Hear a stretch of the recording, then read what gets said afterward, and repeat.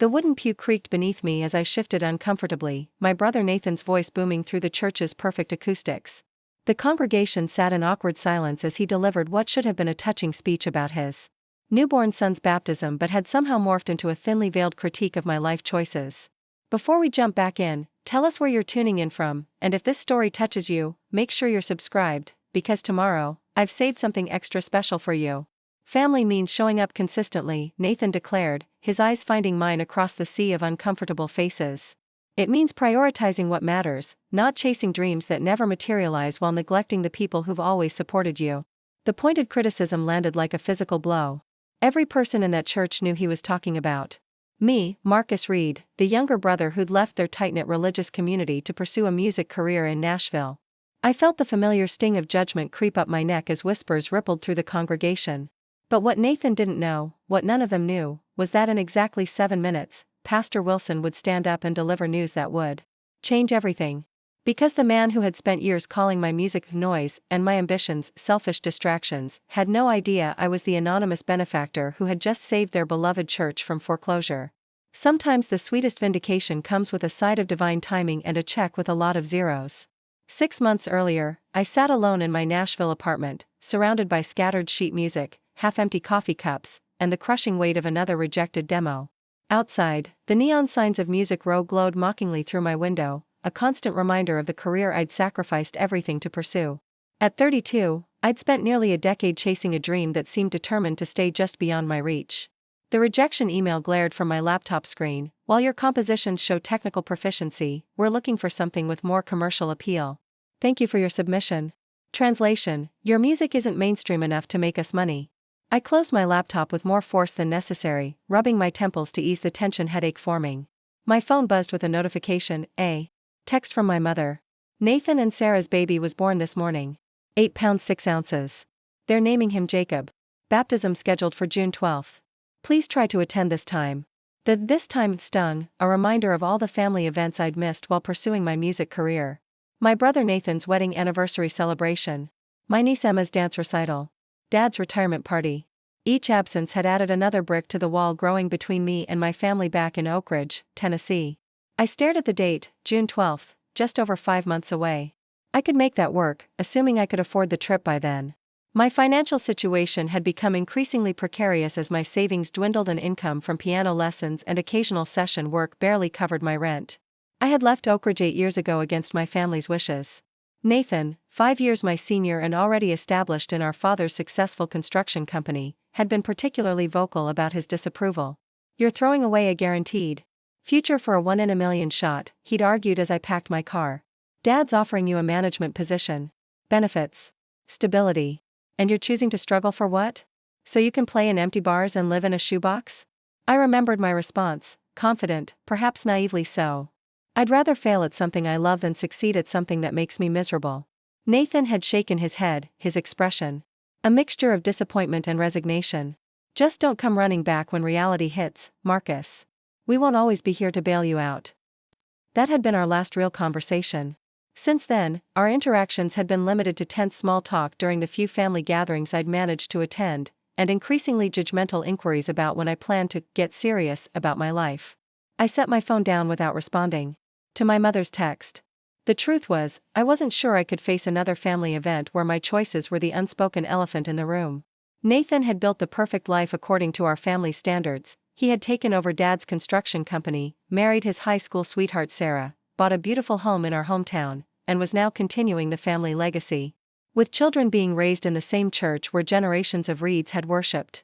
Meanwhile, I lived in a 1-bedroom apartment with paper-thin walls, taught piano to disinterested kids to pay the bills, and had a romantic history that consisted of relationships that inevitably collapsed under the weight of my financial instability and irregular schedule. My phone rang, interrupting my spiral of self-pity. The screen displayed a name that immediately shifted my mood, James Sullivan. James was a former professor from my time at Belmont University's School of Music. More importantly, he had become a mentor and one of the few people who truly believed in my potential. Professor Sullivan, I answered, forcing lightness into my voice. To what do I owe the pleasure? Marcus, his familiar baritone came through the speaker. I've told you 100 times to call me James. And I'm calling because I have an opportunity that might interest you. My heart rate quickened slightly. James didn't call about opportunities unless they were legitimate. I'm listening. There's a position opening up at Anthem Records. Junior composer for their film and television department. It's not glamorous, mostly background music for cable shows and commercials, but it's steady work, creative work, and it comes with health insurance. Preparing and narrating this story took us a lot of time, so if you are enjoying it, subscribe to our channel, it means a lot to us. Now back to the story. I sat up straighter. And you're telling me this because? Because they're looking for someone with classical training who can adapt to commercial needs. Someone who understands melody and emotion, not just beats and hooks. Someone like you, Marcus. James, that sounds perfect, but... I hesitated, looking around at my apartment, at the evidence of years of rejection. Why would they hire me? I haven't exactly set the music world on fire. Because I'm on the selection committee, James replied, a smile evident in his voice. And because your work deserves to be heard, even if it's not exactly how you imagined it would be. This could be a foot in the door, Marcus. A chance to prove yourself while actually paying your bills. After we hung up, I spent hours preparing my application and portfolio, selecting pieces that showcased my versatility and technical skill. For the first time in months, I felt a glimmer of hope that maybe, just maybe, my music career wasn't a complete delusion. 2 weeks later, after an intensive interview process, I received the call that changed everything. I had gotten the job at Anthem Records. The salary was modest by Nashville standards but represented financial stability I hadn't experienced since leaving Oak Ridge. More importantly, it was a legitimate credit in the industry, a chance to build connections and gain experience in professional composition. As I settled into my new role, I discovered an unexpected passion for scoring. Unlike my previous attempts at breaking into the singer-songwriter scene, scoring allowed me to create emotional landscapes without words, to support stories rather than tell them directly. It felt like coming home to a house I didn't know I'd built. My first assignment, creating background music for a documentary series about American small towns, earned unexpected praise from the production team. By my third month, I was being requested specifically for projects, and by month 5, I had received my first bonus and promotion to associate composer. The irony wasn't lost on me. After years of struggling to make people care about my original songs, I was finding success creating music most listeners would never consciously notice. The background score that enhanced emotional moments but rarely drew attention to itself. It was during this period of professional growth that I received another text from my mother. Nathan's construction company won bid for church renovation. Celebration dinner Sunday. Whole family will be there. I hadn't told my family about my new job. Our conversations had become so strained, so filled with unspoken judgment, that I'd developed a habit of sharing as little as possible. They still thought I was scraping by on piano lessons and occasional gigs. The renovation project had been a topic of conversation for years. Oak Ridge Community Church, the spiritual center of my hometown for over a century, had fallen into disrepair. The roof leaked during heavy rains, the ancient heating system frequently failed during winter services, and the foundation needed substantial work. The congregation had been fundraising for renovations, but progress had been slow. I was genuinely happy for Nathan. Securing the church renovation contract was a significant achievement and would further cement Reid Construction's reputation in the community.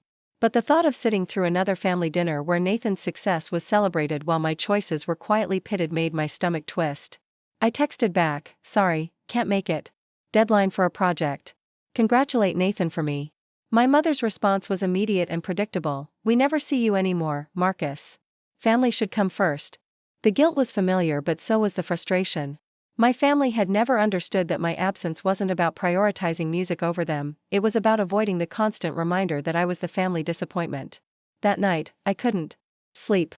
Thoughts of home, of the church where I'd spent every Sunday of my childhood, kept cycling through my mind. I remembered sitting beside my grandmother in those worn wooden pews, her wrinkled hand covering mine as she helped me follow along in the hymnal. I remembered my first solo in the children's choir, the pride in my parents' eyes. I remembered the Christmas pageants, the Easter services, the community potlucks in the fellowship hall. Before music had become a source of conflict with my family, it had been my connection to something greater. My earliest musical experiences had been in that church, singing hymns and learning to play simple melodies on the old upright piano in the Sunday school room. In the morning, still bleary-eyed from lack of sleep, I made a decision. I called Pastor Wilson, the same man who had baptized me 29 years earlier and who still led the congregation my family attended. "Pastor Wilson, it's Marcus Reid," I said when he answered. "Marcus." His warm voice instantly transported me back to Sunday school lessons about forgiveness and grace. What a wonderful surprise. Your mother mentioned you couldn't make it to the celebration dinner. That's actually why I'm calling. I took a deep breath. I've recently come into a more stable financial situation, and I'd like to make an anonymous donation to the church renovation fund. That's very generous, Marcus. Any contribution would be appreciated. I want to cover the remaining balance, I said before I could reconsider. Whatever's still needed after the current fundraising. There was a long pause on the other end of the line. Marcus, that would be over $200,000. I swallowed hard. The number was significant, nearly all of my savings plus the bonuses I'd received. But somehow, it felt right. I know the amount, Pastor. I want to do this. But I need it to remain anonymous, especially from my family. May I ask why? His tone wasn't judgmental, merely curious. Because I want to help without it becoming about me or my relationship with my family. This isn't about proving anything.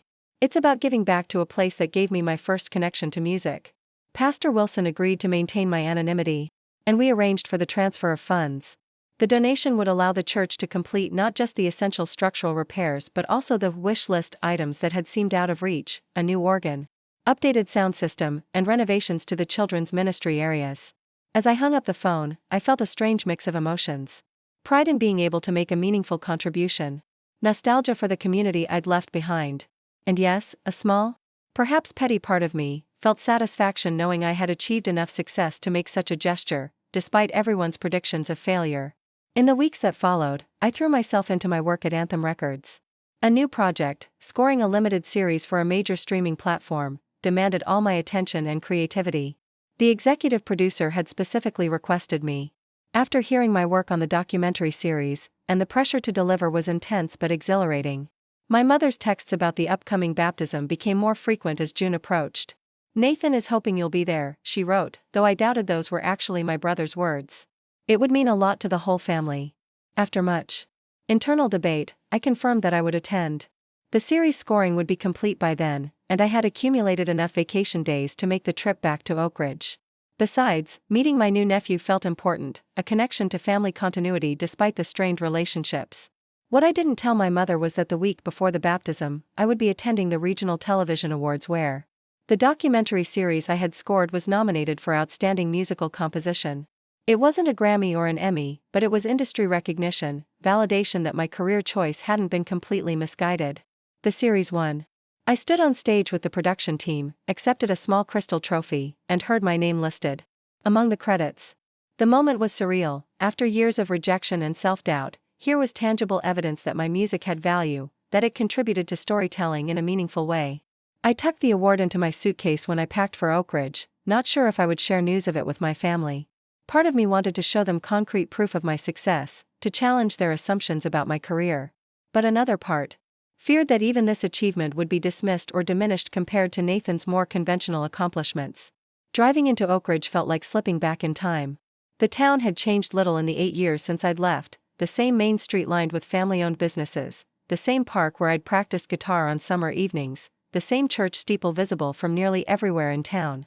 I checked into the small hotel on the edge of town rather than staying with my parents. I needed the space, the ability to retreat if family interactions became too tense. My mother had been hurt by this decision, but I framed it as consideration for their routine rather than self-preservation. The day before the baptism, I visited my parents for dinner. The conversation was polite but superficial. They asked about Nashville in general terms, and I provided vague answers about work going well, without mentioning the award or my new position. Dad seemed genuinely interested in hearing about the music scene, while Mom repeatedly steered the conversation toward Nathan's achievements and the upcoming baptism.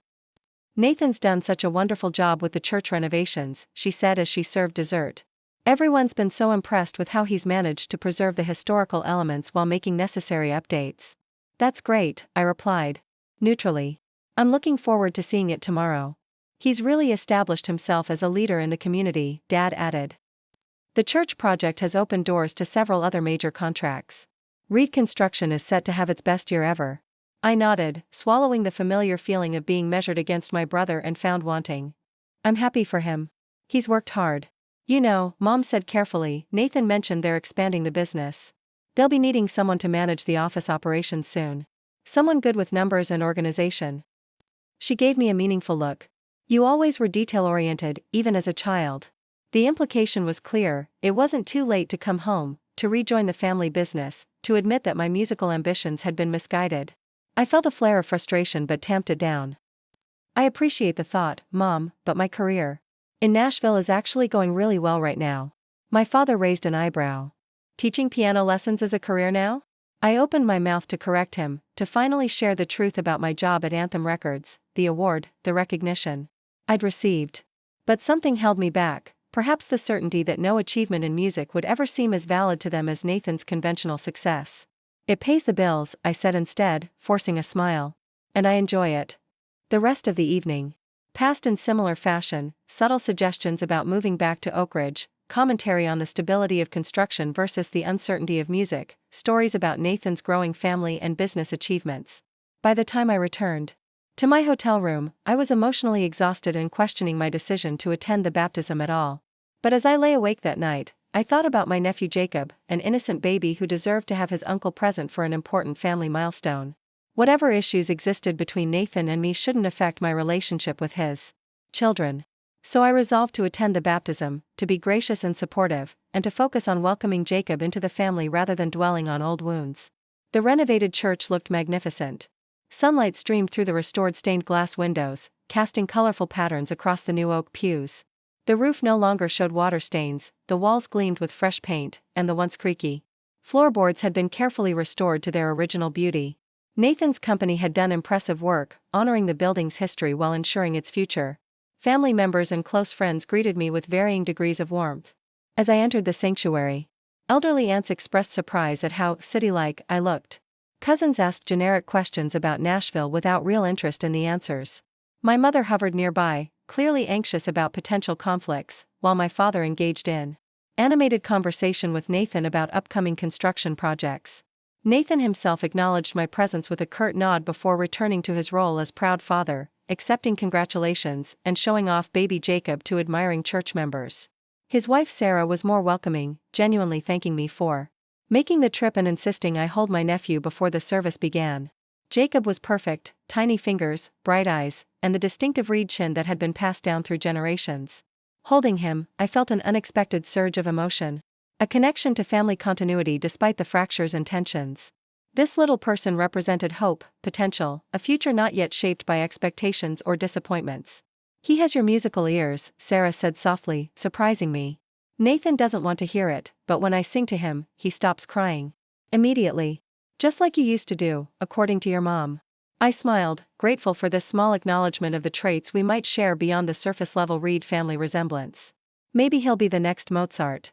Maybe, Sarah agreed, though we both knew Nathan would have very different aspirations for his son. The baptism service began with traditional hymns played on the newly restored organ. Pastor Wilson welcomed the congregation and spoke about the significance of baptism as both a religious sacrament and a community celebration. Then came the moment I had been dreading: Nathan's speech as the proud father. He stepped to the pulpit, handsome and confident. In his tailored suit, every inch the successful businessman and pillar of the community. He began by thanking everyone for attending, acknowledging family members who had traveled distances to be present. Then his tone shifted subtly as his gaze found mine in the third row. "Family is the cornerstone of a meaningful life," Nathan said, his voice carrying easily through the church's perfect acoustics. "It means showing up consistently, not just for special occasions but for the everyday moments that build lasting bonds." A few heads turned slightly in my direction, aware of my long absence from family gatherings. "It means prioritizing what matters," Nathan continued, "not chasing dreams that never materialize while neglecting the people who've always supported you." The wooden pew creaked beneath me as I shifted uncomfortably. The congregation sat in awkward silence as what should have been a touching speech about his newborn son's baptism had somehow morphed into a thinly veiled critique of my life choices. "Jacob will grow up understanding the value of community, of putting down roots, of building something real and lasting," Nathan added, his emphasis on real unmistakable. "He'll know that true success comes not from self-indulgence but from contributing to something larger than himself." My mother stared straight ahead, her discomfort evident in her rigid posture. My father nodded slightly in agreement with Nathan's words. Around me, the congregation, people who had known me since childhood, sat in uncomfortable silence, witnesses to this public rebuke disguised as parental wisdom. I focused on breathing evenly, on not allowing the hurt and anger to show on my face. This was Jacob's day, not the time for family drama. I would sit through Nathan's speech, participate in the ceremony, and then make a polite exit as soon as possible. Nathan concluded his remarks and returned to the front pew where Sarah waited with Jacob. Pastor Wilson approached the baptismal font, his kind face showing no reaction to the tension Nathan had introduced into the service. Before we proceed with the baptism, Pastor Wilson said, I want to share some wonderful news with our congregation. I straightened slightly, recognizing my cue. The timing wasn't coincidental. Pastor Wilson had promised to announce the anonymous donation during Jacob's baptism, ensuring maximum attendance and impact. As you all know, our church renovation has been a labor of love for this community, Pastor Wilson continued. Reid Construction has done magnificent work restoring our beloved spiritual home, and countless members have contributed through fundraising efforts. Nathan nodded graciously, accepting this acknowledgement of his company's work. What many of you don't know is that 6 months ago, when we were still significantly short of our fundraising goal, a miracle occurred. An anonymous donor came forward to contribute the remaining funds needed, over $200,000, allowing us to complete not just the essential repairs but all the additional improvements that have made this restoration so special. Murmurs of surprise and appreciation rippled through the congregation. Nathan's expression showed confusion. As the contractor, he would have been aware of the budget but perhaps not how the funding had suddenly materialized. This generous soul asked to remain anonymous, Pastor Wilson continued, but did provide a letter to be read on the occasion of our first baptism in the newly renovated sanctuary. With their permission, I would like to share it with you now. He unfolded a single sheet of paper, the letter I had sent along with the donation, never expecting it would be read aloud but somehow now perfectly timed to follow Nathan's public criticism. Dear Oak Ridge Community Church, Pastor Wilson read. My earliest memories of music were formed within these walls, singing hymns beside my grandmother, playing my first notes on the Sunday school piano, finding my voice in the children's choir. Though my path has led me away from Oak Ridge, the foundation of faith and music I received here has sustained me through years of struggle and doubt. I kept my expression neutral, though I could feel curious glances from nearby congregants. My mother had gone very still beside me. My journey as a musician has not been easy, Pastor Wilson continued reading. There were many times when giving up seemed the only sensible choice. But the persistence, faith, and dedication I learned in this community carried me through until I found my place in the music world, not as I had imagined it, but as God perhaps had intended all along. Nathan was scanning the congregation now, his brow furrowed as he tried to identify the mysterious benefactor. Our eyes met briefly before he looked away. This donation is given in gratitude for the musical foundation this church provided, and in honor of my new nephew Jacob, who I hope will find his own path with the support of this loving community. May these renovations ensure that Oak Ridge Community Church continues to nurture faith, family, and yes, even future musicians, for generations to come. Pastor Wilson folded the letter and looked out at the congregation. While the donor wishes to remain unnamed, I think we can all appreciate the profound impact that our church community has had on this person's life, and how that impact has now come full circle to bless us in return.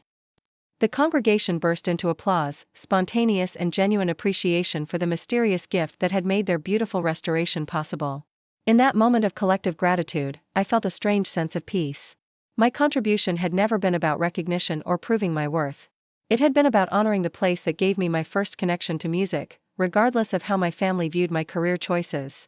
Pastor Wilson moved on to the baptism itself, the beautiful ritual of welcoming Jacob into the faith community. As holy water was sprinkled over my nephew's head, I watched Nathan's face, still confused, slightly troubled, perhaps beginning to put pieces together as he looked between Pastor Wilson and me. After the ceremony, as people gathered in the fellowship hall for refreshments, I prepared to make a quiet exit. But before I could slip away, Nathan approached, his expression unreadable. That was you, wasn't it? He asked without preamble. The anonymous donor. I considered denying it, maintaining the anonymity I had requested. But something in Nathan's face, a mixture of confusion and dawning realization, made me opt for honesty. Yes, I said simply. How? The question contained multitudes. How could I afford such a sum? How had I kept it secret? How had I achieved enough success to make such a gesture? I've been working as a composer at Anthem Records for the past 6 months, I explained. Scoring documentaries, television shows, commercials. It turns out there's a market for my noise after all. Nathan flinched slightly at hearing his own dismissive term for my music repeated back to him. Why didn't you tell any of us? Would it have mattered? I asked quietly. Would it have changed your opinion about my career choice being a waste of time? He didn't answer immediately, which was answer enough. The donation wasn't about proving anything to you or anyone else, I continued. It was about giving back. To a place that was important to me, and making sure Jacob and other kids have the same opportunity to discover music here that I did. Nathan looked away, his jaw working as he processed this information. Last week, he said finally, Emma was watching some nature documentary about American small towns. There was this music in the background during a sunset scene. She said it sounded like something you would write. I couldn't help smiling slightly. Episode 4? The sunset over the Appalachian foothills? Nathan's eyes widened. That was actually you? That was actually me, I confirmed. I won a regional television award for that series score, actually. For the first time in years, I saw something like respect flash across my brother's face. Not the condescending tolerance he'd shown when discussing my hobby, but genuine recognition of professional achievement. I thought. He began, then stopped himself. I assumed you were still struggling, still trying to make it as a singer or whatever. I was struggling, for a long time, I acknowledged. But I found a different path in music than the one I originally imagined. It turns out I'm better at creating emotional landscapes for other people's stories than telling my own directly. Nathan was quiet for a long moment. Your speech earlier, I said, breaking the silence. About family meaning showing up consistently, about prioritizing what matters. He had the grace to look somewhat ashamed. I shouldn't have said those things. Not today, not like that. No, you were right in some ways. I haven't been present enough. I've let the tension between us keep me away from family events that mattered. That needs to change. And I've been judgmental. Dismissive of your choices because they didn't align with what I understood or valued. It wasn't quite an apology, but from Nathan, it represented significant movement. We stood together awkwardly, years of strained relations not easily repaired by one moment of honesty. Sarah approached with Jacob in her arms, breaking the tension. Everything okay over here? Marcus was just telling me about his job composing music for film and television. Apparently, he's quite successful at it. Sarah smiled. That's wonderful, Marcus. You should tell us more about it. Maybe at dinner? We're having a small gathering at our house after this, just family. We'd love for you to come. I hesitated, looking at Nathan. The invitation needed to be genuine from both of them or it would just create more strained conversation. Please. I'd like to hear about your work. Really hear about it, not just the version you think we want to hear. The invitation represented a potential shift in our relationship, not a complete reconciliation, but an opening, a willingness to see each other more clearly. I'd like that. And I'd like to spend more time with my nephew. Maybe play him some music sometime. Nathan's smile was tentative but real. He does have your ears, according to Sarah. Though I'm hoping he also inherits the Reid business sense. Maybe he'll be the first musical contractor in the family. Build concert halls instead of office buildings. As we walked together toward the fellowship hall, I reflected on the journey that had brought me to this moment. I had left Oak Ridge convinced that success meant proving everyone wrong about my music. Instead, I had found a different kind of success, one that honored my talent. While adapting to market realities, one that allowed me to give back to the community that had shaped me. And perhaps most importantly, I had taken the first step toward rebuilding a relationship with my brother, toward being present in my nephew's life, toward finding a way to be both the musician I had become and the family member I wanted to be. The path forward wouldn't be easy or straightforward. Old patterns and judgments wouldn't disappear overnight. But as sunlight streamed through the newly restored stained glass windows of Oak Ridge Community Church, casting colorful patterns across generations of faithful worshipers, I felt something I hadn't experienced in years, the sense of coming home, not to surrender my dreams, but to share them. Your house is beautiful. Thanks. We finished the remodel last year. Nathan did most of the work himself on weekends. My brother handed me a glass of whiskey, the expensive kind I couldn't afford during my struggling musician days. The floors were a nightmare. Original hardwood under 3 layers of linoleum and carpet. This neutral territory, renovation talk, provided safe conversation as we moved to the dining room. Our parents arrived minutes later, my mother's eyes still showing confusion about the day's revelations. Marcus, Pastor Wilson mentioned your donation again after you left. Said it was the largest single contribution in the church's history. I shifted uncomfortably. It wasn't meant to be public knowledge. Why keep it secret? Why not tell us you were doing so well? The question hung in the air as Sarah brought the final dish to the table. Nathan studied me over his glass, waiting for an answer that would explain years of distance. Because success in music never seemed to count in this family. It was always treated as a phase I needed to outgrow, not a legitimate career. Dad frowned. That's not fair, Marcus. We supported your music as a hobby, that's exactly my point. You never saw it as anything but a hobby. Because creative pursuits are unpredictable. Construction, business, these are stable paths with clear metrics for success. I took a sip of whiskey, gathering my thoughts. 6 months ago, I would have agreed with you. I was teaching piano lessons to disinterested kids, playing empty bars on weekends, barely making rent. By your definition, I was failing. My mother reached across the table, briefly touching my hand. We never wanted you to struggle, Marcus. We just wanted security for you. I know. But what happened next wouldn't have occurred if I'd taken the safe path. Over Sarah's perfectly roasted chicken, I told them about James Sullivan's call, about the opportunity at Anthem Records, about discovering my talent for scoring and how it differed from my original ambitions. It wasn't the path I imagined, but it turned out to be where my skills and the market intersected. I'm writing music every day and getting paid well for it. People are hearing my compositions in documentaries, commercials, television shows, they just don't know it's me. Like being a ghostwriter. Exactly. The music serves the story rather than being the story itself. Nathan's expression was thoughtful. And this pays well enough that you could donate $200,000 to the church renovation? It was most of my savings. Plus bonuses. But yes, the position comes with a good salary, benefits, industry connections. I'm building a career, not just chasing gigs. Why the church, though? You could have invested that money, bought property, secured your future. The question revealed so much about the gap in our perspectives. In my family's worldview, financial security always trumped emotional or spiritual investments. Because the church gave me my first connection to music. Those hymns, the old piano in the Sunday school room, that's where I discovered what music could do, how it could make people feel something. My mother's eyes softened with unexpected understanding. I remember you at that piano. You couldn't have been more than 5, picking out melodies by ear while the other children were outside playing. Pastor Wilson used to let me stay after Sunday school to practice. He said I had a gift. He mentioned that today. After you left. Said he'd always known you'd find your way in music, even when the path wasn't clear. The conversation shifted as we continued eating, moving to safer topics, Jacob's sleeping schedule, my parents' upcoming anniversary, community news. But something had changed in the dynamic. My family was actually listening when I spoke about my work, asking genuine questions about composition processes and industry realities. After dinner, while Sarah put Jacob down for the night and my parents helped with dishes, Nathan invited me to his home office. Unlike the rest of the house's warm, traditional aesthetic, this room reflected my brother's practical nature, efficient, organized, with architectural plans neatly arranged on a drafting table. I wanted to show you something. The completed church renovation plans. The screen displayed detailed architectural renderings of Oak Ridge Community Church, with notes indicating historical elements preserved alongside modernized features. It's impressive work. You've honored the building's character while making it functional for today's needs. Nathan nodded, accepting the compliment. It was the most challenging project we've taken on. The foundation issues alone nearly doubled the original budget.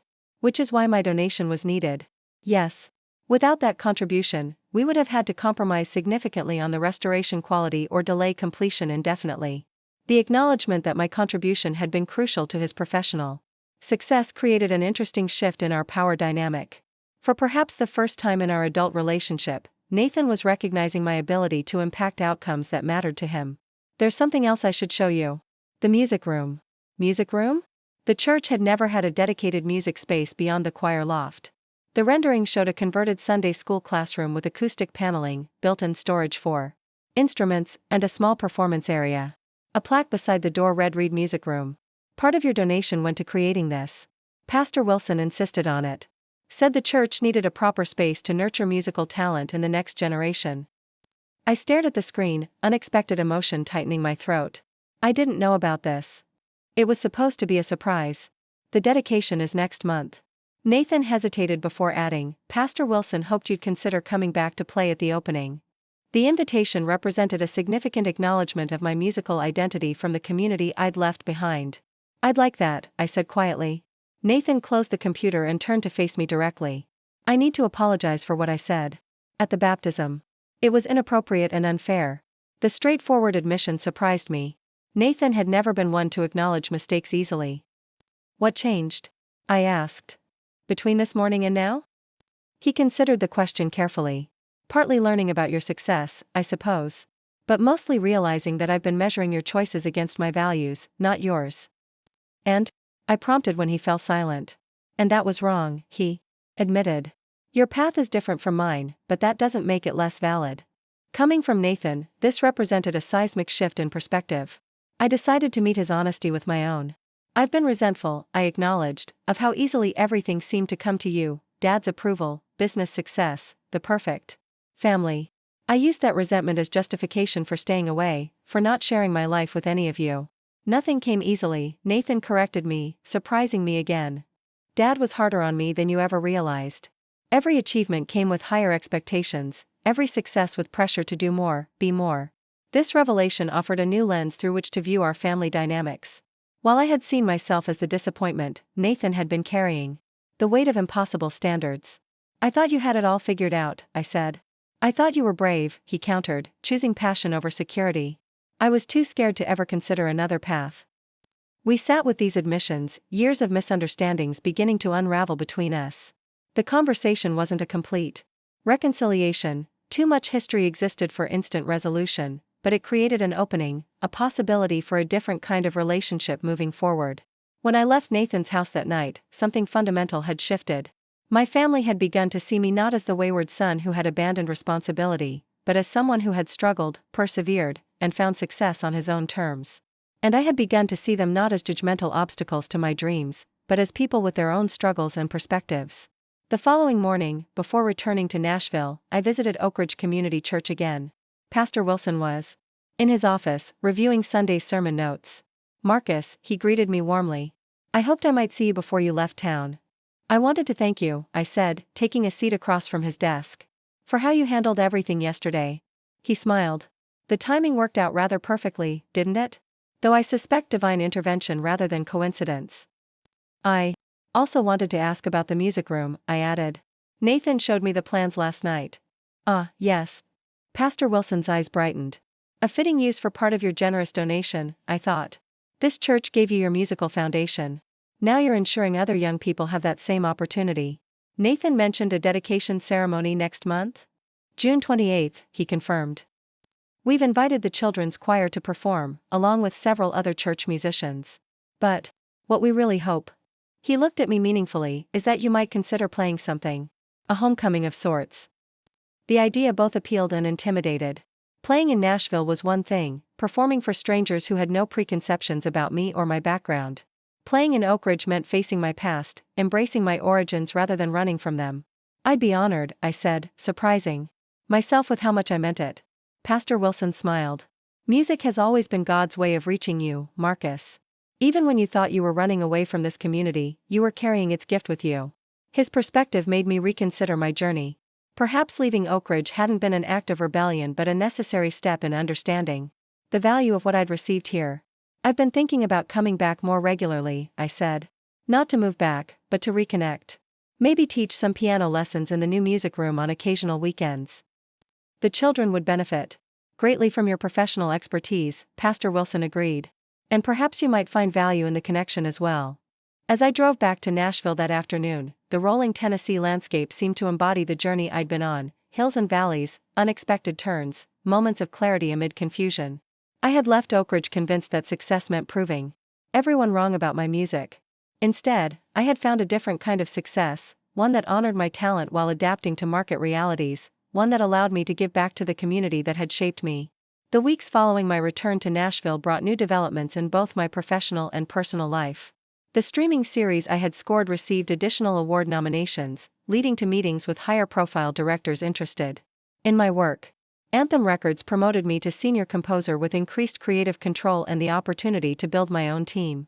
I spoke with my mother weekly now, brief conversations that gradually became more comfortable as we established new patterns of communication. She asked genuine questions about my current projects, and I found myself sharing details I would have previously kept to myself, fearing judgment or dismissal. Nathan and I exchanged occasional texts, mostly updates about Jacob, sometimes questions about my schedule or work. The exchanges were still somewhat tentative, as if we were both conscious of the fragile new understanding between us and careful not to strain it. My preparation for the music room dedication became a focal point for this evolving family dynamic. I decided to compose an original piece for the occasion, something that honored the church's musical traditions while incorporating the contemporary composition techniques I had developed in my professional work. "Are you nervous about playing in Oak Ridge?" James Sullivan asked when I mentioned the upcoming performance during our monthly lunch. Terrified, I admitted. These are people who knew me before I had any idea who I was. They have preconceptions, expectations. Or maybe, James suggested, they're simply people who are proud of what you've accomplished and want to celebrate your success. His perspective challenged my default assumption that my hometown would judge me by impossible standards. Perhaps I had been projecting my own insecurities onto the community, just as I had misread my family's concerns as dismissal. 2 weeks before the dedication ceremony, I received an unexpected call from Nathan.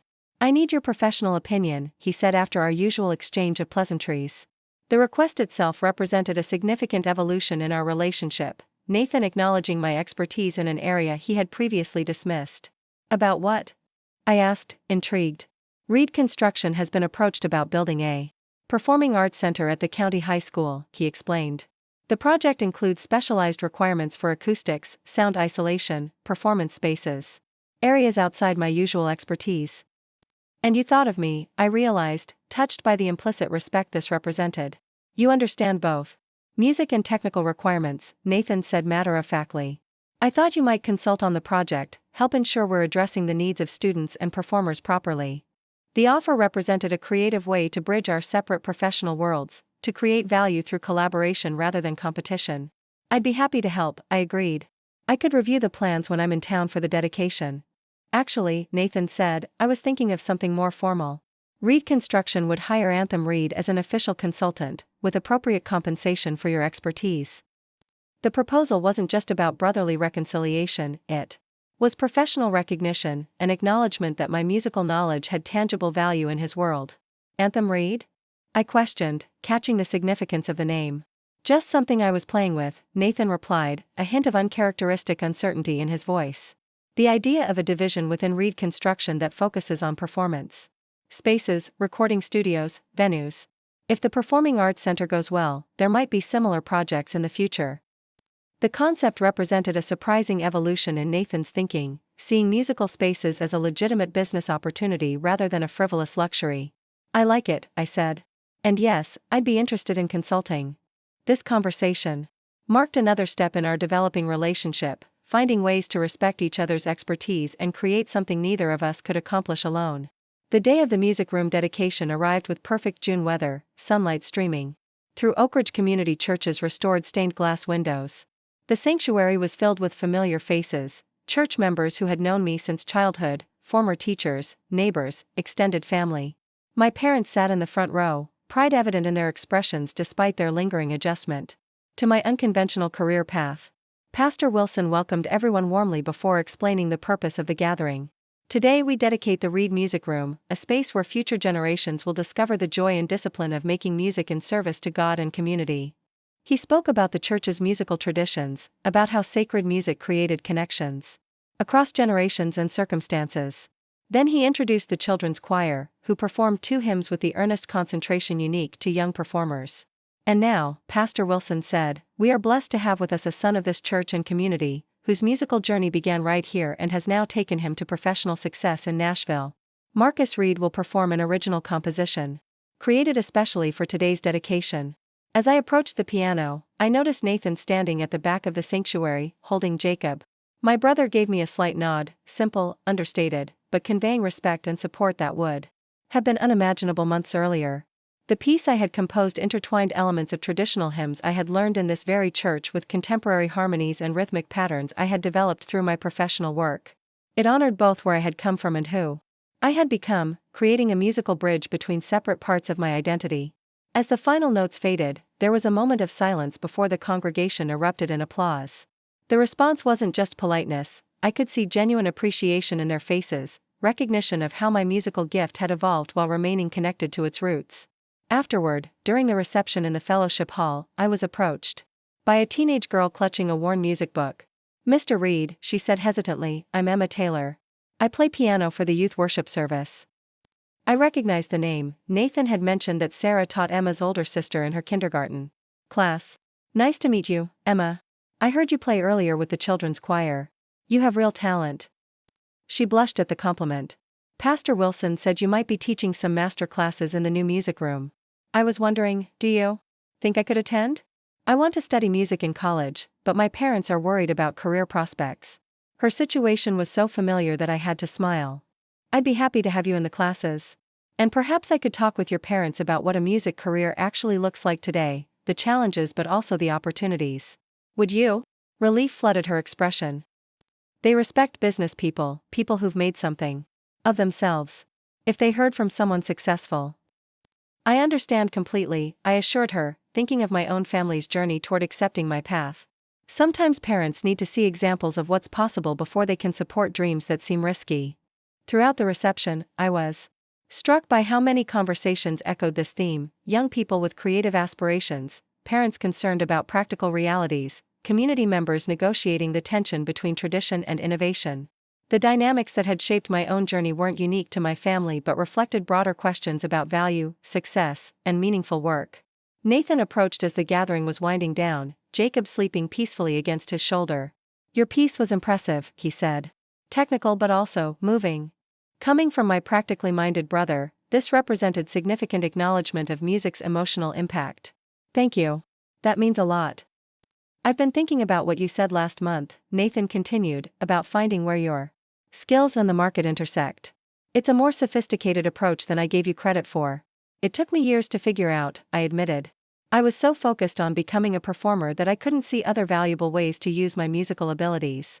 The consulting idea, Nathan said, shifting slightly as Jacob stirred, for the Performing Arts Center. I think it could be the beginning of something important for both of us. A way to combine our different strengths. The prospect of professional collaboration with my brother would have seemed impossible 6 months earlier. Now it felt like a natural evolution of our reconciliation, finding ways to value each other's expertise rather than competing for validation. I'd like that, I agreed. Maybe there's a way to honor both our paths, your building expertise, my musical knowledge. Create something neither of us could achieve alone. As the afternoon sunlight filtered through the church's restored windows, casting colorful patterns across generations of faithful worshippers, I felt a sense of completion that had nothing to do with proving others wrong or right. My journey had taken unexpected turns, bringing me back to Oak Ridge not in defeat but in strength, able to share my success, contribute to my community, and begin rebuilding family bonds I had thought permanently damaged. Success, I was discovering, wasn't about choosing between passion and practicality, between family loyalty and personal ambition. It was about finding the unique intersection of gifts, opportunities, and relationships that allowed me to create value in both my professional and personal worlds. The Reid Music Room would stand as a testament to this truth, a space created through my brother's construction skill and funded by my musical success, nurturing future generations of creative talent within the community that had first recognized my own gifts. Not a rejection of my roots, but a reimagining of how those roots could support new growth in unexpected directions. Artifact ID equals script_part_3 type equals text/markdown. Over the next 6 months, my relationship with Oak Ridge evolved in ways I couldn't have anticipated. What began as occasional weekend visits for music room classes developed into a structured program where I taught advanced piano and composition twice monthly. The Reid Music Room quickly became a vibrant center for community musical development, with students ranging from elementary schoolers to retirees finally pursuing long-deferred dreams. Emma Taylor, the teenager who had approached me at the dedication, showed particular promise. Her technical skills had been well developed through years of disciplined practice, but she struggled with original composition, precisely the area where my professional experience proved most valuable. I can play anything put in front of me, she explained during one of our sessions, frustration evident in her voice. But when I try to create something new, it all sounds derivative or simplistic. That's because you're trying to create masterpieces immediately, I told her, recognizing my younger self in her impatience. Composition is like building a house. You don't start with decorative elements, you establish the foundation, the structure. The construction metaphor wasn't accidental. My work with Nathan on the Performing Arts Center had given me a new vocabulary for explaining musical concepts, drawing parallels between architectural principles and compositional techniques. Start with a simple melodic idea, I suggested, demonstrating on the piano. Think of it as the foundation. Then consider what structural elements would support it: harmony, rhythm, dynamics. Emma's progress accelerated once she began approaching composition as a process of deliberate construction rather than mysterious inspiration. By her 3rd month of lessons, she was creating pieces that showed genuine originality, blending her classical training with contemporary influences. Her parents, initially skeptical about her musical ambitions, began attending our recitals. After one particularly successful performance, Emma's father approached me. "We've been saving for Emma's college education," he said, his expression serious. "We always assumed she'd study business or education, something with clear career paths." I nodded, familiar with this perspective from my own family's concerns. "But seeing her progress these past months, hearing what she's creating," he continued, "we're starting to consider music schools. If she has your level of passion and commitment, maybe that's where she belongs." "Music careers look different than they did 20 years ago," I explained. "There are paths beyond performance, composition for media, music production, scoring, education. The key is developing versatile skills and understanding the business aspects." "That's what convinced us," Emma's mother added, joining the conversation. "You're not just teaching her to play, you're showing her how to build a sustainable career doing what she loves." This theme recurred throughout my visits to Oak Ridge, parents seeking reassurance about creative paths, students hungry for practical guidance alongside artistic development, community members curious about how music functioned as a viable profession rather than just a passionate hobby. Meanwhile, my collaboration with Nathan expanded beyond the initial performing arts center consultation. Reid Construction created a specialized division, officially named Anthem Reid, focused on performance venues, recording studios, and music education facilities. My role involved reviewing acoustic specifications, equipment requirements, and spatial design elements to ensure the technical needs of musicians and sound engineers were properly addressed. "I never thought I'd be reading architectural plans as part of my music career," I remarked to Nathan during one of our project meetings. "And I never thought I'd be discussing frequency absorption coefficients and reverberation times," he countered with a rare smile. Turns out we both had more to learn. The professional partnership benefited us both.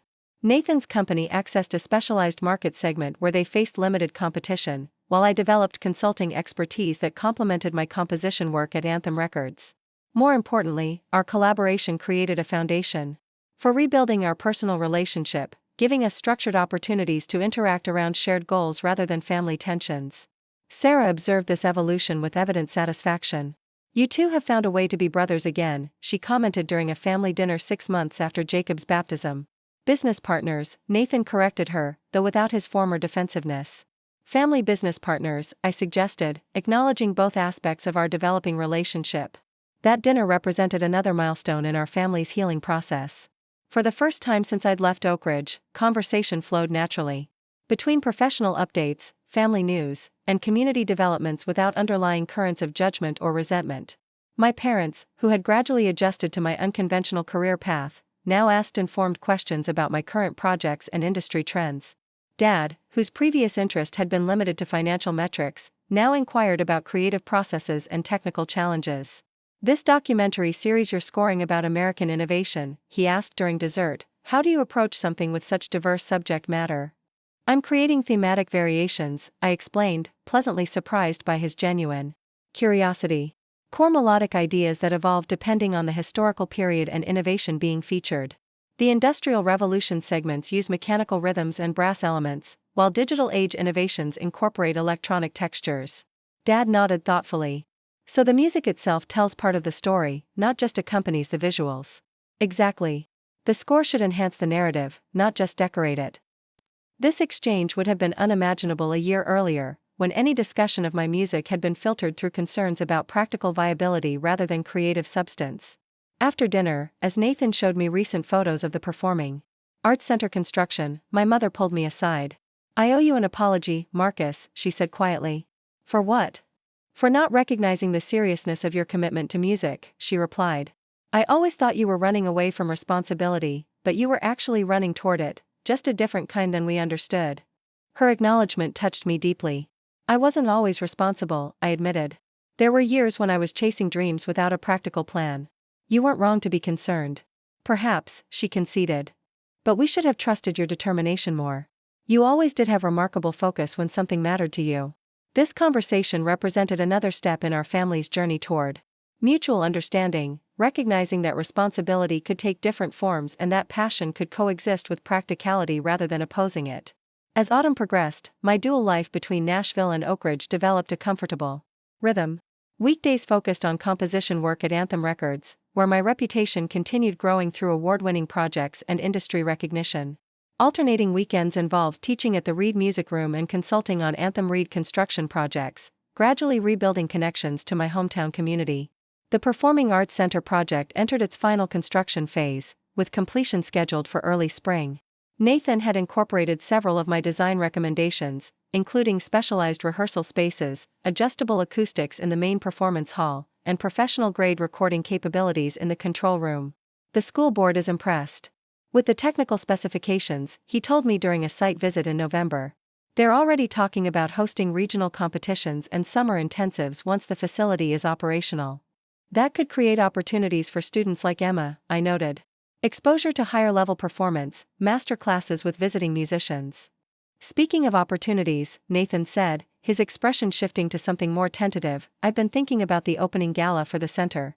The board wants a showcase event to introduce the community to the facility's capabilities. Sounds appropriate, I agreed, not immediately recognizing his direction. They're looking for featured performers, he continued. Local talent primarily, but with some professional elements to demonstrate the venue's professional-grade acoustics and technical systems. Understanding dawned. And you're thinking I might participate? Nathan nodded. A composition written specifically for the space, perhaps. Something that would demonstrate what students might aspire toward while highlighting your connection to the community.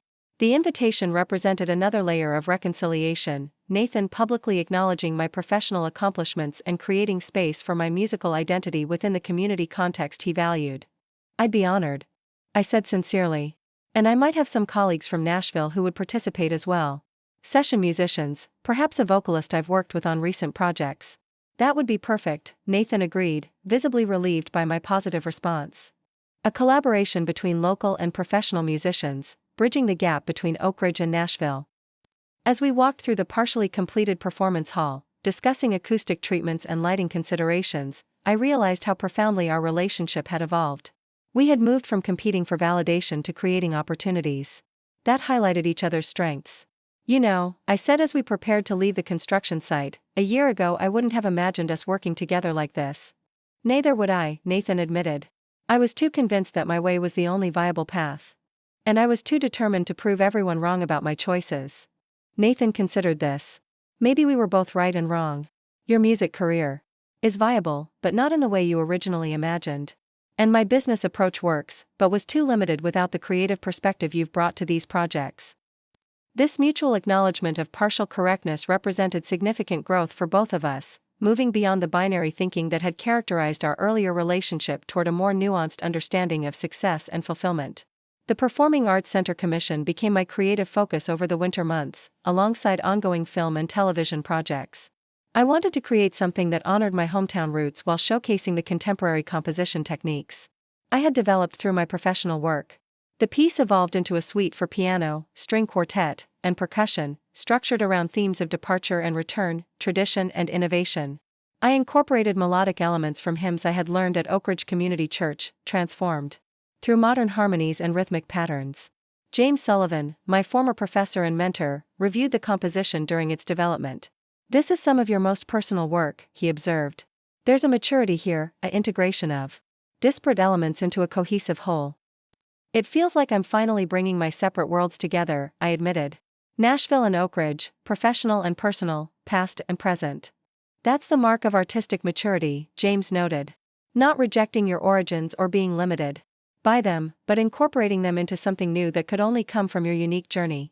As the Performing Arts Center neared completion in February, my visits to Oak Ridge increased. The Reid Music Room program continued flourishing, with several students preparing for music school auditions or competitions. Emma Taylor had been accepted to 3 prestigious conservatory programs with substantial scholarships, her parents now fully supportive of her musical ambitions. Your classes changed everything, she told me during one of our final lessons before her graduation. Not just the techniques, but seeing that music could be a practical career, not just a risky dream. You did the work, I reminded her. I just provided some perspective. Perspective matters, she insisted. Before you started teaching here, everyone thought serious musicians had to leave Oak Ridge permanently. Now they see it's possible to maintain connections while building a career elsewhere. Her observation highlighted an unexpected outcome of my reconciliation with my hometown. I had become a bridge figure for younger creative talents, demonstrating that leaving didn't have to mean permanent separation and that success didn't require rejecting one's origins. The Performing Arts Center's opening gala was scheduled for early April, coinciding with the high school's Spring Arts Showcase. Nathan had arranged for local media coverage, invitations to regional arts organizations, and participation from students across the county's music programs. 2 weeks before the event, I received unexpected news from Anthem Records. The documentary series I had scored about American innovation had been nominated for a National Television Award in the Outstanding Musical Composition category. The ceremony was scheduled for the same weekend as the Performing Arts Center opening. The timing created an obvious conflict, one that echoed earlier tensions between my professional opportunities and family obligations. In the past, I would have automatically prioritized the industry event, seeing it as more significant for my career development and validation. This time, I approached the decision differently. Rather than viewing the situations as competing priorities, I considered how they might complement each other. After discussion with my supervisor at Anthem Records, we developed a solution that honored both commitments. I would attend the award ceremony in Los Angeles on Friday night, then fly directly to Tennessee for the Performing Arts Center opening on Saturday evening. Additionally, we arranged for professional videographers to document both events, creating material that could be used for promoting both the documentary series and the new performance venue. When I called Nathan to explain the situation, his response surprised me. Rather than expressing disappointment about the tight scheduling, he seemed genuinely excited about the award nomination. "That's fantastic, Marcus," he said with uncharacteristic enthusiasm. "The center opening will be even more significant with an award-winning composer premiering an original work." "Potential award-winning," I corrected. "The competition is substantial.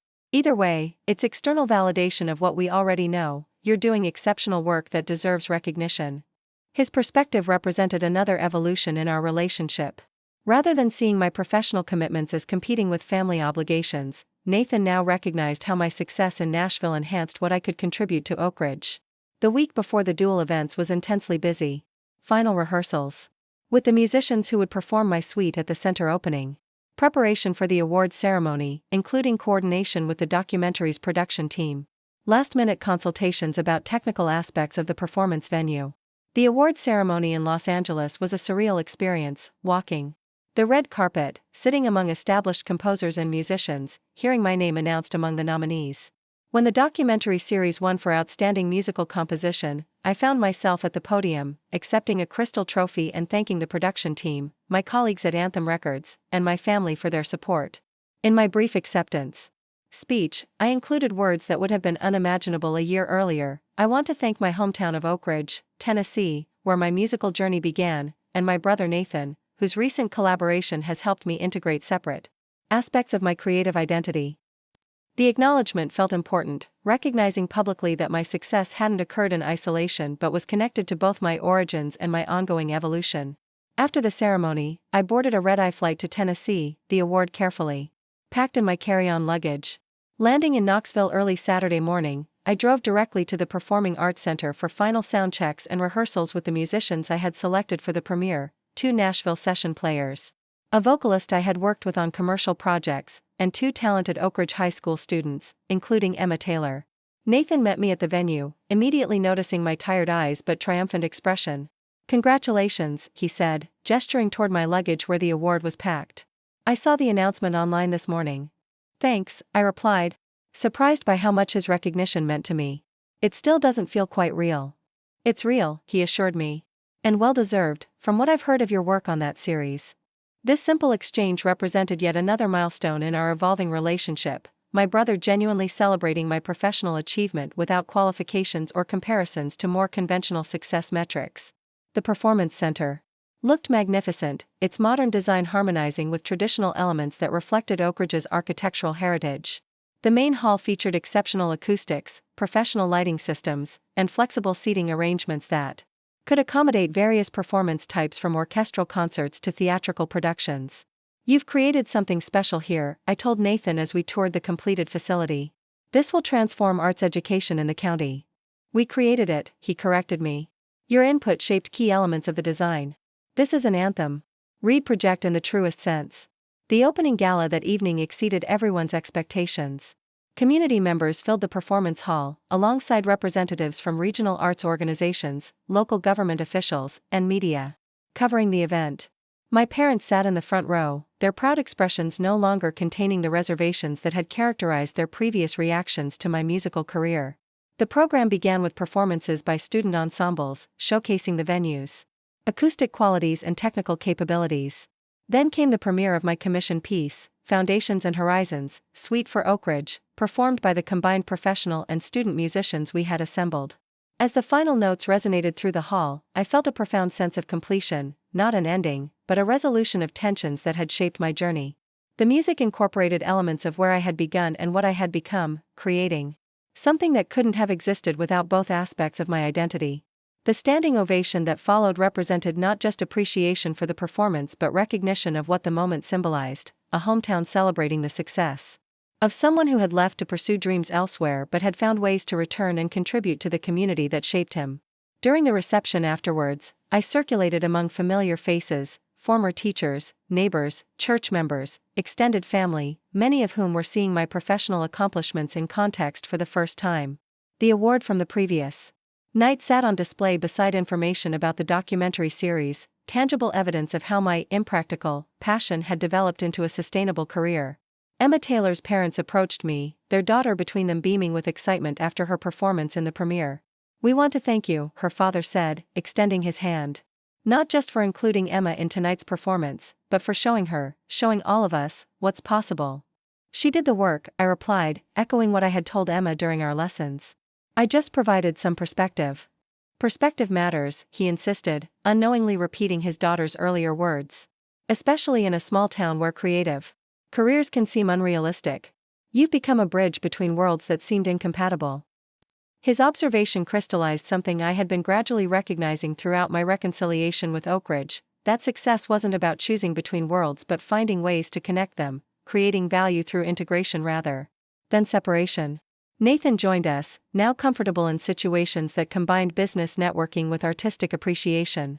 "The acoustics performed exactly as we designed," he noted with professional satisfaction. "Every nuance of the composition came through clearly, even in the quietest passages."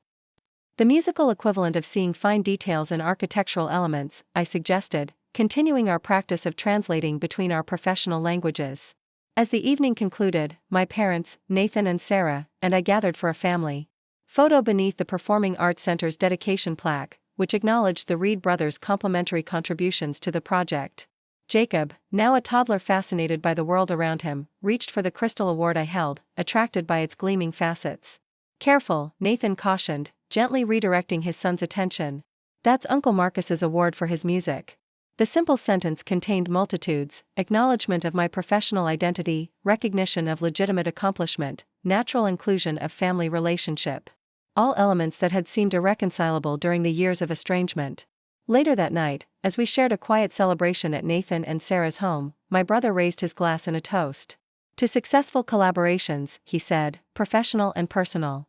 And to finding value in different paths," I added, completing the sentiment. As we clinked glasses, I reflected on the journey that had brought us to this moment of mutual respect and appreciation. We had moved beyond the binary thinking that had characterized our earlier relationship, beyond the assumption that one of us had to be right and the other wrong about what constituted meaningful work or successful life choices.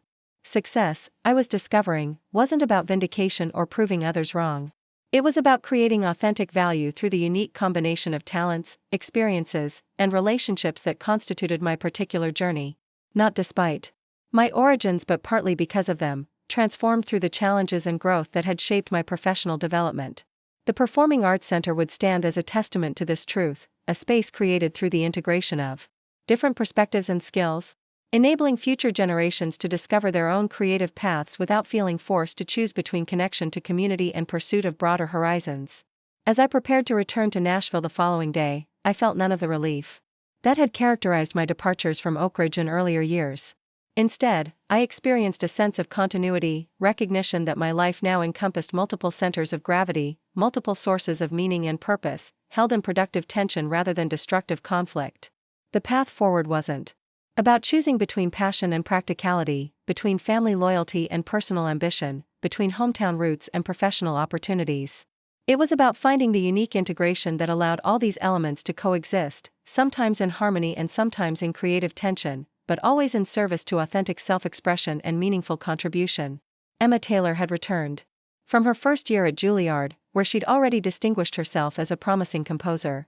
She moved among the younger students, adjusting a violinist's bow hold here, offering encouragement to a nervous pianist there. The confidence in her posture and the authority in her guidance reflected her growth since our first lessons 2 years earlier. "They respect you," I observed as she joined me near the curtain. She smiled, the expression both proud and humble. "I'm just passing along what you taught me. Not just the technical skills, but the mindset, that music isn't just about personal expression but about creating value for others." Her words reflected the philosophy that had gradually evolved through my dual career as composer and teacher. The most meaningful musical experiences weren't solely about self-expression but about creating experiences that resonated with others, that served needs beyond my own artistic satisfaction. Nathan appeared at the stage door, checking last-minute technical details before the audience arrived. His company had become the preferred contractor for performance venues throughout the region, with Anthem Reid projects now extending into neighboring states. Our professional collaboration had expanded accordingly, with my consulting role becoming more formalized and comprehensive. "Everything set for the live stream?" I asked him. He nodded. "Camera positions optimized, audio feed tested, streaming platform configured. We'll be broadcasting to 3 senior centers, the Children's Hospital in Knoxville, and of course online for alumni and community members who've moved away."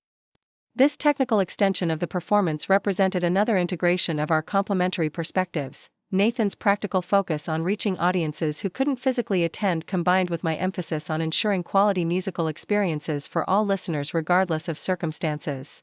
As the house lights dimmed and the concert began, I took my place at the conductor's podium, facing the community orchestra we had assembled from local musicians of all ages and backgrounds. From my vantage point, I could see the audience filling the performance hall, familiar faces representing multiple chapters of my life journey. My parents sat in the front row, now fully supportive of my musical career and proud of both their sons' contributions to the community. Beside them were Sarah and 5-year-old Jacob, whose natural musicality had begun manifesting in piano lessons with one of my former students. Pastor Wilson was there with church members who had supported my earliest musical expressions, alongside teachers who had encouraged my development before I had any concept of music as a viable career. The program we had developed for the evening told a story of musical evolution, beginning with simple pieces performed by beginning students, progressing through increasingly sophisticated compositions, and culminating in the premiere of a new work I had composed specifically for this community ensemble. As I raised my baton for the opening piece, I caught Nathan's eye from the wings. His slight nod conveyed both professional approval and personal support, a world away from the dismissive attitude he had once held toward my musical pursuits. That simple gesture embodied the transformation in our relationship, from competitors for validation to collaborators in creating community value. The concert unfolded beautifully, each group of performers bringing their unique contributions to the shared musical experience. Young beginners played with earnest concentration, intermediate students demonstrated growing technical mastery, and advanced musicians offered performances that showcased how talent could flourish in small-town settings when given appropriate resources and encouragement. During intermission, I encountered James Sullivan, my former professor who had traveled from Nashville to attend the event. Now semi-retired from teaching, he had become a mentor to several of my Reid Music Room students, occasionally offering master classes during his visits to Oak Ridge. "You've created something remarkable here," he said, gesturing toward the students excitedly discussing their performances in the lobby. "Not just a music program, but a bridge between worlds that typically remain separate." "It wasn't intentional," I admitted. "It evolved from trying to reconcile different aspects of my own life and work." "The most meaningful innovations often begin that way," James observed. "Not from grand design but from authentic responses to personal challenges. You needed to integrate your professional identity with your hometown connections, and in solving that personal puzzle, you created a model that serves others facing similar tensions." His perspective helped me recognize how my individual journey had expanded into something larger, a pathway for young musicians to pursue professional development without severing community ties, a demonstration that artistic ambition and hometown loyalty could coexist productively. The second half of the concert featured more advanced repertoire, including collaborations between community musicians and professionals I had invited from Nashville. These partnerships created performance opportunities that would have been impossible without the connections I had developed through my dual career. The evening culminated with my original composition, Community in Harmony, Variations on Shared Themes, performed by the combined forces of student musicians, community members, and professional performers. The piece incorporated melodic elements contributed by various music program participants, woven together into a cohesive whole that honored individual voices while creating something greater than any could have achieved alone. As the final notes resonated through the hall and the audience rose in appreciative applause, I felt a profound sense of fulfillment. This wasn't the type of success I had imagined when leaving Oak Ridge years earlier, not the solo spotlight or individual recognition I had once craved, but something richer and more meaningful, the creation of ongoing value for a community that had shaped me, despite our periods of misunderstanding and separation. The reception following the concert transformed the Arts Center lobby into a vibrant gathering space where different segments of the community mingled naturally: students and seniors, longtime residents and newcomers, traditional craftspeople, and contemporary artists. The conversations flowing around me reflected the bridges that had been built, not just through my efforts but through the collaborative work of many who recognized the value of integrating diverse perspectives. Marcus called a familiar voice as I chatted with a group of music program supporters. I turned to find Richard Caldwell, a successful local business owner who had once been vocally skeptical about investing in arts programs. The Phillips manufacturing expansion is moving forward, he said without preamble. We'll be breaking ground next month on the new facility, including the Employee Cultural Center we discussed. This project represented another evolution of the Anthem Reid collaboration, designing spaces where employees could engage with music, visual arts, and other creative pursuits as part of workplace wellness initiatives. Nathan mentioned the plans were nearly finalized, I replied. The acoustic specifications for the performance area look excellent. That's actually why I wanted to speak with you, Richard continued. Our employees have expressed interest in developing a company choir and instrumental ensemble. Would the Reid Music Room program consider extending to include workplace-based teaching and rehearsals? The request represented yet another expansion of the program scope, reaching working adults who might otherwise have limited access to musical development opportunities. It also suggested a shifting perspective on the value of arts integration in traditionally practical settings like manufacturing facilities. We'd be delighted to explore that possibility, I assured him. I believe music has significant benefits in workplace settings, from stress reduction to team building. Richard nodded, his former skepticism replaced by pragmatic interest. The data supports that conclusion. Companies with robust arts programs show improved employee retention, reduced absenteeism, even enhanced problem-solving capabilities. I should have listened sooner when you and Nathan proposed the cultural center concept. The important thing is that you're implementing it now, I said. Sometimes the most valuable ideas take time to demonstrate their practical benefits. This exchange highlighted another aspect of my evolving approach, finding ways to translate between artistic and business perspectives, helping practical-minded community members recognize the tangible value of creative pursuits beyond personal enjoyment. As the evening progressed, I found myself in conversation with Pastor Wilson, whose early encouragement had been instrumental in my musical development, and whose support had facilitated my reconnection with Oak Ridge. Your nephew is showing remarkable musical aptitude, he observed, nodding toward Jacob, who was experimenting with a small violin at the instrument demonstration area. Sarah mentioned he's been playing piano by ear since before his formal lessons began. He has a natural facility for pitch and rhythm, I agreed. Nathan's been surprisingly supportive of his musical interests. Pastor Wilson smiled knowingly. Your brother has developed a more nuanced understanding of how different gifts can manifest within a family. He sees Jacob's musicality as complementary to the practical skills he hopes to nurture, not competing with them.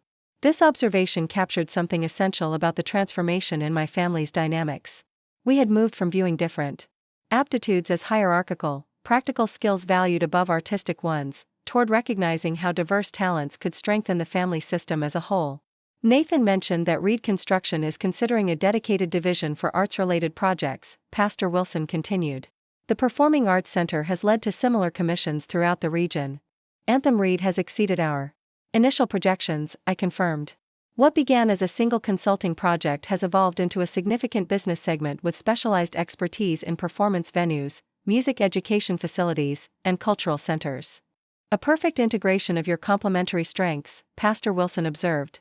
Nathan's construction knowledge and your understanding of musical requirements, creating spaces that serve both practical and artistic needs. This theme of integration had become central to my understanding of meaningful success, not choosing between competing values but finding ways to honor multiple important principles simultaneously. Professional achievement and community contribution. Artistic excellence and practical viability. Individual expression and relational connection. As the reception concluded and guests began departing, Emma approached with news that perfectly embodied this integrated approach to creative development. "I've been offered a summer position with the Knoxville Symphony's education program," she announced, her expression both excited and thoughtful. "They want me to develop curriculum that connects traditional music education with contemporary composition techniques, similar to what we've been doing in the Reid Music Room." "That's wonderful," I replied, genuinely pleased by her opportunity. "Your first professional teaching position while still a student yourself."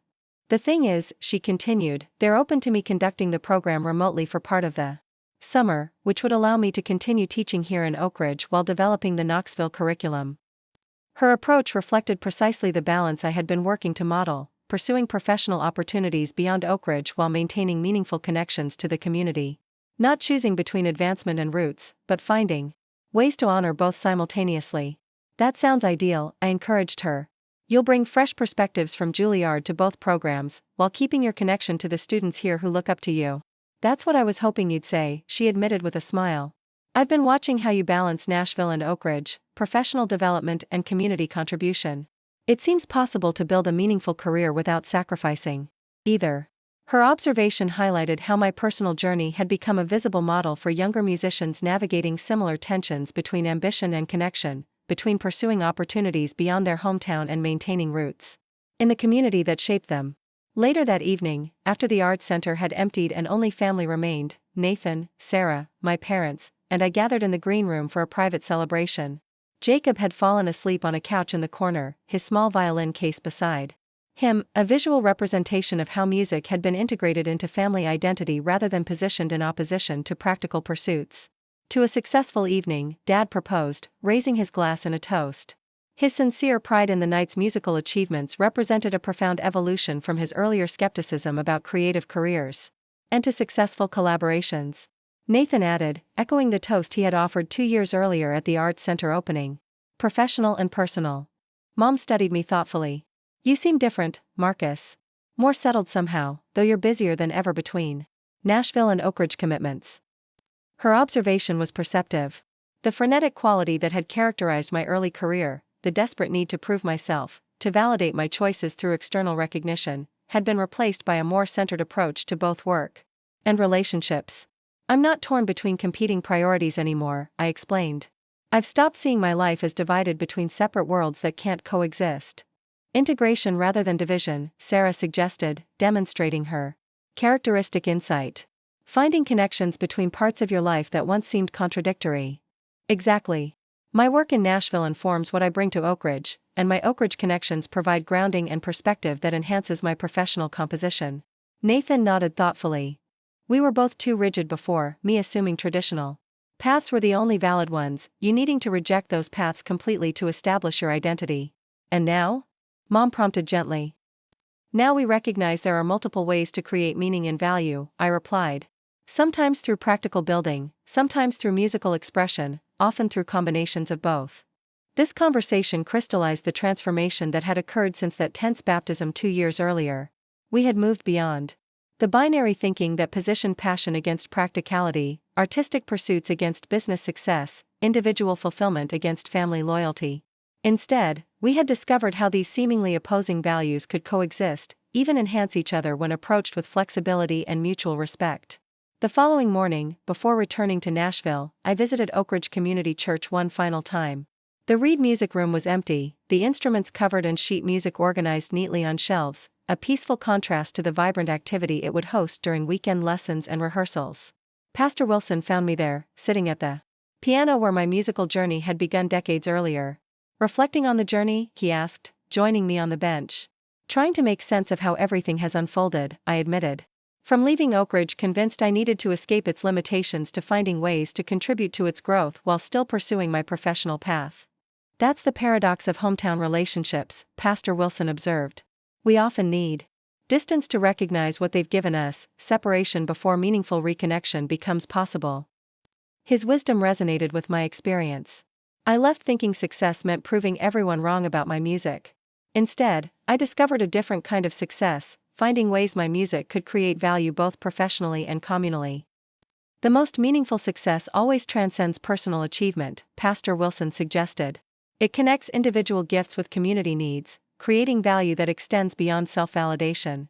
This perspective captured the evolution in my understanding of success over the past 2 years. What had begun as a quest for personal vindication had transformed into something more meaningful, using my musical abilities to create experiences and opportunities that enriched both my life and the lives of others. As I prepared to leave, Pastor Wilson handed me an envelope. "The church council asked me to give you this. A formal invitation to compose a piece for our 150th anniversary celebration next year." The invitation represented another step in my ongoing relationship with the community that had first nurtured my musical development, not a return to the past but a continuing evolution of connection and contribution. "I'd be honored," I said. Sincerely, recognizing how much had changed since my anonymous donation had first reopened my relationship with Oak Ridge. That contribution had been meaningful but distanced, financial support offered from the safety of anonymity. This new project would involve direct, personal engagement with the church community, creating music specifically for the congregation that had witnessed both my departure and return. Driving back to Nashville that afternoon, the landscape seemed to embody the journey I had traveled: hills and valleys, winding roads and straightaways, familiar landmarks and unexpected vistas. The path between my two centers of gravity had become well-worn, no longer representing division but connection, not choosing between worlds but integrating them into a cohesive whole. My apartment in Nashville welcomed me with evidence of this integrated life: professional awards sharing shelf space with photographs from Oak Ridge events, composition notes for film projects beside curriculum plans for Reid music room classes. The separate compartments I had once maintained had gradually dissolved, allowing elements from different aspects of my life to influence and enhance each other. That evening, I received a text from James Sullivan containing a link to a music industry publication. The article highlighted innovative approaches to music education in non-urban settings, featuring the Reid Music Room program as a model for how professional musicians could create meaningful connections between industry expertise and community development. "Your reconciliation has created ripples beyond your family," James wrote. "You're demonstrating a path that challenges assumptions about creative careers requiring permanent departure from hometown roots." His observation helped me recognize the broader significance of what had begun as a personal journey toward family reconciliation. By finding ways to honor both my professional ambitions and my community connections, I had inadvertently created a visible alternative to the either/or thinking that often characterized creative career paths. The next morning, I entered Anthem Records Studios to begin work on my latest project, a documentary series exploring how traditional craft knowledge was being preserved and adapted in contemporary contexts.